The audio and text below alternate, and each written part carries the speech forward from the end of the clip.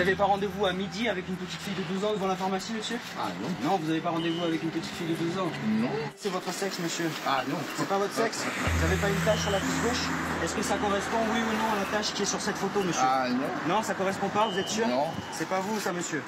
Mon compte a été piraté. Ah, votre compte a été piraté. Et vous êtes devant le rendez-vous à 14h20 précise, vous êtes d'accord avec moi, il est 14h20 et vous avez rendez-vous avec une petite fille de 12 ans ici. Cet homme a été piégé par un chasseur de pédophiles sur les réseaux sociaux. Suite à la diffusion de cette vidéo, l'homme au short orange a été arrêté. Depuis 4 mois, Steven Moore, ce chasseur de pédophiles, a créé un faux compte de petite fille de 12 ans sur Facebook. Une trentaine d'hommes est déjà entré en contact avec Alicia. Mais alors, pourquoi Steven Moore a décidé de se lancer dans cette traque? J'ai réussi à le retrouver sur les réseaux, mais il souhaite garder l'anonymat.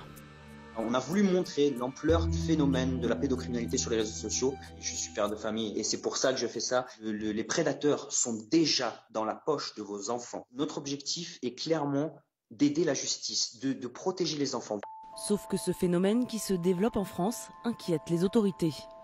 Tout le monde est bon? Les groupes de chasseurs de pédophiles On y va. sont déjà très nombreux au Canada, aux États-Unis ou encore au Royaume-Uni, comme ici, au nord de l'Angleterre.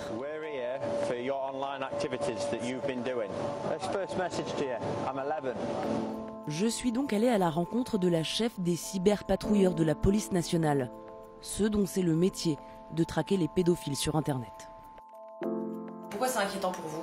Mais c'est interdit pour le commun des mortels, c'est pour tout un chacun, c'est interdit. Il n'y a que certains policiers extrêmement spécialisés, donc même pas tous les policiers français, qui ont accès à cette possibilité, à cette technique d'enquête. Ce qui n'est pas le cas de monsieur et madame tout le monde qui se déclarent chasseurs de pédophiles. Il peut se mettre en danger lui-même quand il se rend à des rendez-vous comme ça, on ne sait jamais sur qui on peut tomber. En France aujourd'hui, ils sont 20 cyberpatrouilleurs à être habilités, alors qu'au Royaume-Uni, ils sont 250. On manque de moyens, comme tous les services de police en France, mais ça se réglera peut-être un jour, on ne sait jamais, hein, on va peut-être avoir... Parce que c'est un argument avancé par les chasseurs. Ils disent qu'il n'y a non, pas mais assez de moyens, il n'y a pas assez de moyens sur les réseaux. Sauf que, est-ce que le but est d'identifier des victimes, de faire condamner des dangereux individus qui traînent sur le net et qui appâtent des mineurs correctement, même si c'est en nombre restreint, ou de faire feu de tout bois, d'essayer de contrecarrer le manque de moyens qu'on peut rencontrer, nous, dans nos services, pour au final ne pas obtenir de réponse au niveau justice, pour éventuellement se mettre en danger des mineurs, puisqu'on ne peut pas aller au bout de l'enquête. Je pense que ce n'est pas le but de ce monsieur.